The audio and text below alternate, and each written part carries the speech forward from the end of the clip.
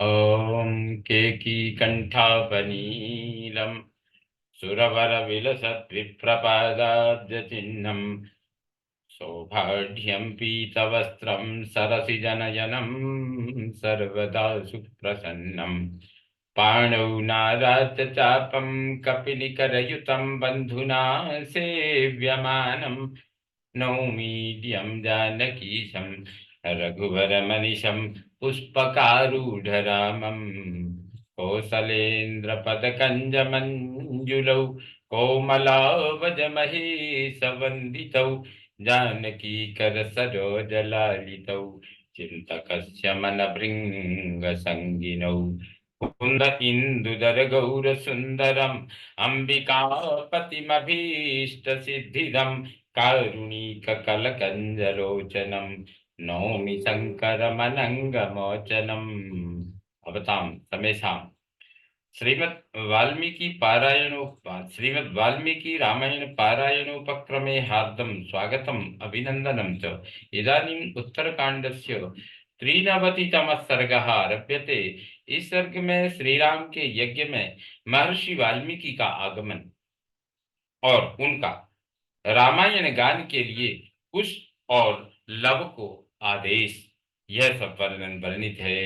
वर्तमाने तथा भूते यज्ञे च परमाद्भुते स शिष्य आजगामाशु वाल्मीकिर्भगवान ऋषि। इस प्रकार वह अत्यंत अद्भुत यज्ञ जब चालू हुआ, उस समय भगवान वाल्मीकि मुनि अपने शिष्यों के साथ उसमें शीघ्रता पूर्वक पधारे। सदृष्ट्वा दिव्य संकाशम यज्ञमद्भुत दर्शनम एकांत ऋषिवाहनाम चकार उटजान शुभान। उन्होंने उस दिव्य एवं अद्भुत यज्ञ का दर्शन किया और ब्रह्मर्षियों के लिए जो बाड़े बने थे उनके पास ही उन्होंने अपने लिए भी सुंदर पर्णशाला बनवाई।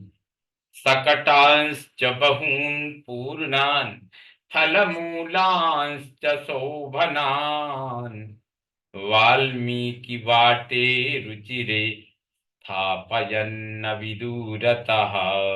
वाल्मीकि जी के सुंदर बाणों के समीप उन बाड़ों के समीप अन्न आदि से भरे पूरे बहुत से छकड़े खड़े हुए थे, यानी उनको खड़ा कर दिया गया। साथ ही अच्छे अच्छे फल और मूल भी रख दिए गए थे। आसीत् सुपूजितो राज्ञा मुनिभिश्च महात्मभिः वाल्मीकि सुमहातेजा न्यवसत् परमात्मवान। राजा श्री राम तथा बहुसंख्यक महात्मा मुनियों द्वारा भली भांति पूजित एवं सम्मानित हो महातेजस्वी आत्मज्ञानी वाल्मीकि मुनि ने बड़े सुख से वहां निवास किया। सशिष्यावब्रवीद्धृष्टौ स शिष्यावब्रवीद्धृष्टौ युवां गत्वा समाहितौ कृत्स्नं रामायणं काव्यं गायतां परया मुदा। उन्होंने अपने हृष्ट पुष्ट दो शिष्यों से कहा, तुम दोनों भाई एकाग्र चित्त हो, सब और घूम फिर कर बड़े आनंद के साथ संपूर्ण रामायण काव्य का गान करो। ऋषिवाटेषु पुण्येषु ब्राह्मणा ब्राह्मणा वसथेषु च रथ्यासु राजमार्गेषु पार्थिवानां गृहेषु च। ऋषियों और ब्राह्मणों के पवित्र स्थानों पर, गलियों में, राजमार्गों पर तथा राजाओं के वास स्थानों में भी इस काव्य का गान करना। रामस्य भवनद्वारि यत्र कर्म च कुर्वते ऋत्विजामग्रतश्चैव तत्र गेयं विशेषतः। श्री रामचंद्र जी का जो गृह बना है उसके दरवाजे पर जहां ब्राह्मण लोग यज्ञ कार्य कर रहे हैं वहां तथा ऋतुजों के आगे भी इस काव्य का विशेष रूप से गान करना चाहिए। इमानि च फलान्यत्र स्वादूनि विविधानि च जातानि पर्वताग्रीषु आस्वाद्य गायताम। यहाँ पर्वत के शिखरों पर नाना प्रकार के स्वादिष्ट एवं मीठे फल लगे हैं। भूख लगने पर उनका स्वाद ले लेकर इस काव्य का गान करते रहना। न यास्यथः श्रमं वत्सौ भक्षयित्वा फलान्यथ मूलानि च सुमृष्टानि न रागात् परिहास्यथः। बच्चों, यहाँ के सुमधुर फल मूलों का भक्षण करने से न तो तुम्हें कभी थकावट होगी और न तुम्हारे गले की मधुरता ही नष्ट होने पाएगी। यदि सप्तापये रामः श्रवणाय महीपतिः ऋषीणामुपविष्टानां यथा योगं प्रवर्तताम्। यदि महाराज श्री राम तुम दोनों का गान सुनने के लिए, तुम दोनों को गान सुनने के लिए बुलावें तो तुम उनसे तथा वहां बैठे हुए ऋषि मुनियों से यथा योग्य विनय पूर्ण वर्ताव करना।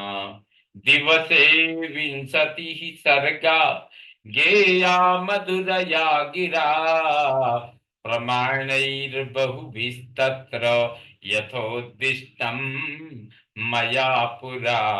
मैंने पहले भिन्न भिन्न संख्या वाले श्लोकों से युक्त रामायण काव्य के सर्गों का जिस तरह तुम्हें उपदेश दिया है, तुम उसी के अनुसार प्रतिदिन 20-20 सर्गों का मधुर स्वर से गान करना। लोभश्चापि न कर्तव्यः स्वल्पोऽपि धनवाञ्छया किं धनेनाश्रमस्थानां फलमूलासिनां सदा। धन की इच्छा से थोड़ा सा भी लोभ न करना। आश्रम में रहकर फल मूल भोजन करने वाले वनवासियों को धन से क्या काम। यदि पृच्छेत् स काकुत्स्थो युवां कस्येति दारकौ वाल्मीकिरथ शिष्यौ द्वौ ब्रूतमेवं नराधिपम्। यदि श्री रघुनाथ जी पूछें, बच्चों तुम दोनों किसके पुत्र हो, तो तुम दोनों महाराज से इतना ही कह देना कि हम दोनों भाई महर्षि वाल्मीकि के शिष्य हैं। इमा तंत्री सुमधुरा स्थानम वा पूर्वदर्शनम मूर्छयित्वा सुमधुरम गायताम विगत ज्वरौ। ये वीणा के 7 तार हैं, इनसे बड़ी मधुर आवाज निकलती है। इनमें अपूर्व स्वरों का प्रदर्शन करने वाले ये स्थान बने हैं। इनके स्वरों को झंकृत करके मिलाकर सुमधुर स्वर में तुम दोनों भाई काव्य का गान करो और सर्वथा निश्चिंत रहो। आदि प्रभृति गेयम स्यात् न चावज्ञाय पार्थिवम् पिता हि सर्वभूतानां राजा भवति धर्मतः। आरंभ से ही इस काव्य का गान करना चाहिए। तुम लोग ऐसा कोई बर्ताव न करना जिससे राजा का अपमान हो, क्योंकि राजा धर्म की दृष्टि से संपूर्ण प्राणियों का पिता होता है। तद्युवां हृष्टमनसौ स्वः तद्युवां हृष्टमनसौ स्वप्रभाते समाहितौ गायतं मधुरं गेयं तंत्रीलय समन्वितम। अतएव तुम दोनों भाई प्रसन्न हो और एकाग्र चित्त हो, कल सवेरे से ही वीणा के लय पर मधुर स्वर में रामायण गान आरंभ कर दो। इति संदृश्य बहुशो मुनि प्राचेतसस्तदा वाल्मीकि परमोदारस्तूष्णीमासीन तूष्णीमासीन महामुनि। इस तरह बहुत कुछ आदेश देकर वरुण के पुत्र परम उदार महामुनि वाल्मीकि चुप हो गए। संदिष्टौ मुनिना तेन तावुभौ मैथिली सुतौ तथैव करवावेति निर्जग्मतुररिन्दमौ। मुनि के इस प्रकार आदेश देने पर मिथिलेश कुमारी सीता के वे दोनों शत्रु दमन बहुत अच्छा, हम ऐसा ही करेंगे, यह कहकर वहां से चल दिए। ताम अद्भुताम तौ हृदये कुमारौ निवेश्य वाणी मृषिभाषितां तदा समुत्सुकौ तौ सुखमूषतुर्निशाम् यथाश्विनौ भार्गवनीति संहिताम। शुक्राचार्य की बताई हुई नीति संहिता को धारण करने वाले अश्विनी कुमारों की भांति ऋषि की कही हुई उस अद्भुत वाणी को हृदय में धारण करके वे दोनों कुमार मन ही मन उत्कंठित हो वहां रात भर सुखते रहे। इत्यार्थे श्रीमद् रामायणे वाल्मीकि आदि काव्ये उत्तरकांडे त्रिनवतितमः संपूर्णतां याति। ओम पूर्णमदः पूर्णमिदं पूर्णात् पूर्णमुदच्यते पूर्णस्य पूर्णमादाय पूर्णमेवावशिष्यते। ओम शांति शांति शांति। सर्वे भवन्तु सुखिनः सर्वे सन्तु निरामयाः सर्वे भद्राणि पश्यन्तु मा कश्चित् दुःखभाग् भवेत्। ओम शांति शांति शांति।